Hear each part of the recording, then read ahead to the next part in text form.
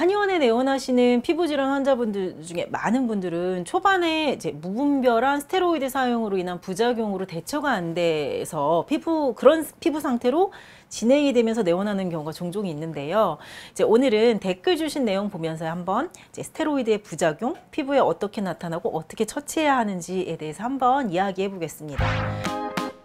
보니까요, 어떤 분이요, 안녕하세요, 이제 스테로이드 부작용으로 가슴팍부터 쇄골, 목 부분까지 여드름이 생기기 시작했어요. 이제 일주일째입니다. 오늘 병원에 가는데 치료가 2달 정도 염증이 오래 갈 거란 얘기에 걱정이 됩니다.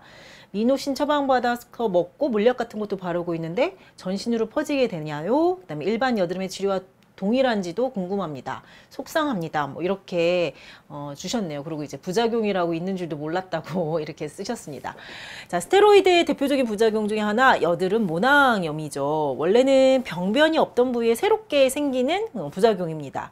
보통 이제 피지선이 많은 등이나 가슴에 호발하고 얼굴에 생기기도 하는데, 스테로이드로 인해서 이제 피지선의 피지 분비가 증가하거나 아니면 피부의 방어 기능이 약해지면서 모낭충 같은 것, 뭐 세균 감염 이런 것들이 번식이 쉽게 되어서 발생하게 됩니다.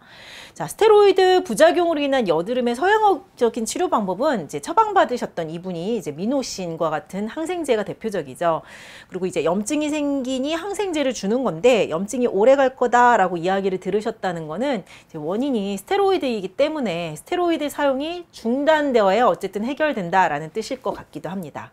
이제 따라서요, 만약에 뭐 스테로이드 부작용으로 여드름 모낭염이 생기셨다면요, 이제 왜 스테로이드를 사용하셨는지 모르겠지만 이제 피부의 상태에 맞는 한의학적인 치료 방법을 통해서 스테로이드에서 빨리 벗어나게 하는 것이 기본 원칙일 것 같습니다.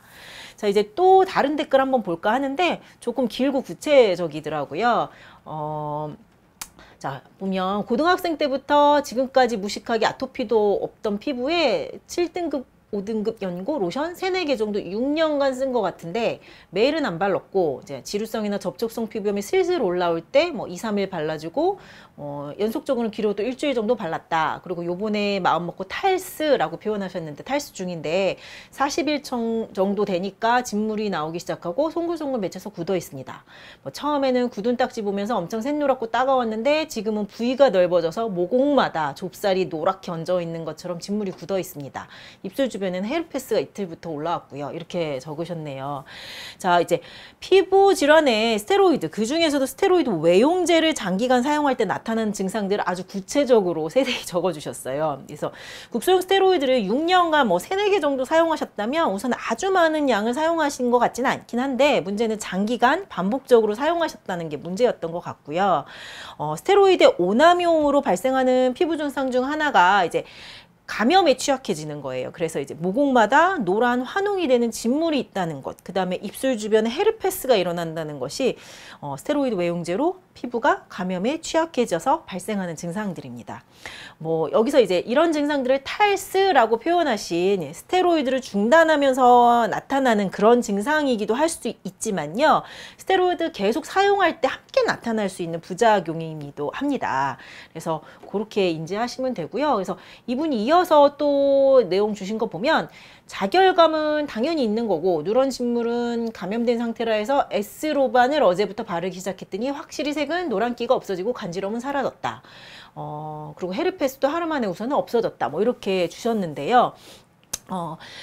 피부에 스테로이드를 사용했을 때 피부 염증이 이렇게 억눌러져 있다가 사용을 중단을 하면 증상은 용수철처럼 튀어오르죠. 그래서 염증이 심해지게 되면 자결감, 그다음에 붉어짐, 가려움 등 당연히 심해집니다. 그래서 누런 진물이 날 때는 S로반, 항생제 연고죠. 이런 거 도움이 될 수도 있습니다. 이분도 이제 항생제 연고를 바른 후에 염증이 조금 가라앉으니 가려움이 좀 가라앉았다라고 하셨는데요. 근데 여기서 중요한 거는 항생제 연고 또한 장기간 사용은 조심해야 된다는 겁니다. 그래서 이제 스테로이드만큼은 아니지만 또한 내성이 생기고 피부 장벽을 약하게 할 수도 있기 때문에 진물이 조금 진정됐다면 중단하시는 게 반드시 필요하겠습니다. 또 이어서 보면 로션이나 오일 바르면 당김은 사라지지만 처음에 열 배출이 안 되는 느낌이다가 답답한 느낌이 들다가 진물과 함께 마르면서 사그라든다. 건조함보단 이게 낫냐라고 물으셨고요. 그 다음에 피부결도 자결감 때문에 울퉁불퉁 부은 것 같다라고 하셨네요. 그래서 스테로이드 연고 사용으로 인한 부작용이나 중단 후 악화되는 증상을 빨리 해결하는 것은 하루빨리 피부가 제대로 재생이 되고 제대로 회복이 되는 거죠. 이때 적절한 보습 중요한데 이때는 이제 오일류의 보습제보다는 이런 것들은 모공을 막을 수 있기 때문에요. 겔 타입이나 로션 타입의 보습제를 좀 사용하시는 게 좋겠습니다. 간혹 이제 끈적끈적한 그 노란 바세린 있죠. 그런 것도 바르시는 분들도 계신데 이런 경우도 이제 바세린도 추천해 드리진 않습니다. 그 다음에 피부의 자결감, 울퉁불퉁함, 염증이 심해서 나타나는 당연한 증상이죠. 좀 길어요. 이분이 마지막으로 이제 자 진물 해결이 이분이 얘기하는 게 제일 문제 같은데 진물이 맺힌 게 굳을 때마다 세수해서 닦아내줘야 하냐 아니면 세안을 좀 줄이고 굳은 걸 그냥 놔둬야 되냐 진물에 대해서 어떻게 해야 되냐라고 또 글을 주셨네요.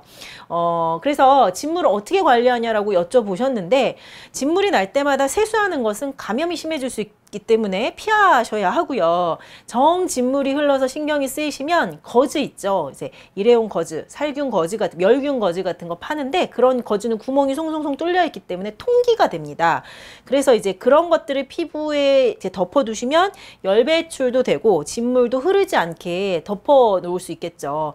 근데 이때 중요한 게 이렇게 거즈를 제거할 수밖에 없을 거예요. 세안을 할 때던 그때 이렇게 확 떼내시면 절대 안 되시고요. 그때는 진물이 거즈에 붙어서 피부에 다시 상처가 납니다.